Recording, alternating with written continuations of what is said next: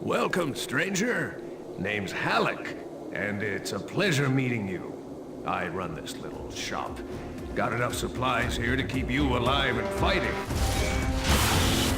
Rage, at its core, is a first-person shooter. These other elements like racing and vehicle combat, they're additive to the experience. But it's important not to get confused by really what we do. We're id, we make first-person games. You know, when you pick up the shotgun and you shoot a bad guy, you know what to expect.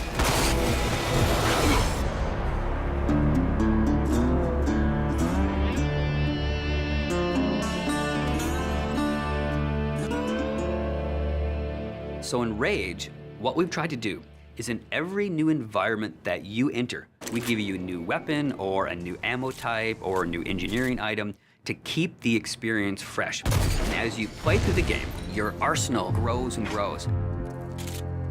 It's a few different elements that really make a weapon good or satisfying. When you hit the fire button, it needs to do something on the other end. And that's where you get the feedback from blowing a head off or seeing a cool death animation. You know, I've always loved shotguns in all of the id games especially.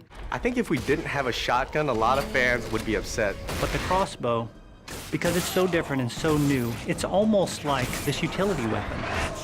My favorite weapon in Rage is the wing stick. Let me guess.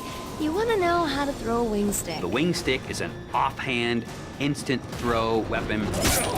The wing stick is such an iconic weapon. It's this bladed death boomerang, and it has like a smart nano targeting core is some of the mythos that we've built into it. And if you time it right, you can chop the heads off of mutants with it. We have these things we call gadgets or engineering items. Things like a little remote control car with a bomb attached to it. Now you're building this little defense turret. If you have the parts and you have the plans to build it, you can build these anywhere in the world. So now you're running around, you're firing, and instead of just tossing a grate or just throwing the wing stick, you're tossing down a little defense turret. When we have other more complex engineering items as you progress through the game, things like sentry bots that are automated robots that shoot all your enemies for you. If you utilize some of the other gadgetry items, you can make it a thinking man's game. But it doesn't stray too far from our core mechanics. It's one button. It all follows the same principle. I pay nicely for quality goods. There is an economy, and when people first think about the economy, they think RPG. But the economy is really your tool to manipulate how you want to play the game. It really is this player choice mechanic. So you're picking up this cash and these other cool items, then you sell it and you pick which ammos you want to buy. When you get these new things, you'll want to try it out. And when you do, you learn how that impacts you as the player and how you want to approach a situation. But at every step of the way, we never want the inventory to get in the way.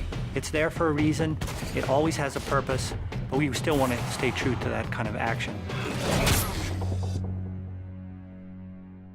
The world in Rage is about survival and all the elements that the player will need to succeed in surviving. It's up to them how they want to use those gadgets, weapons, and ammo types.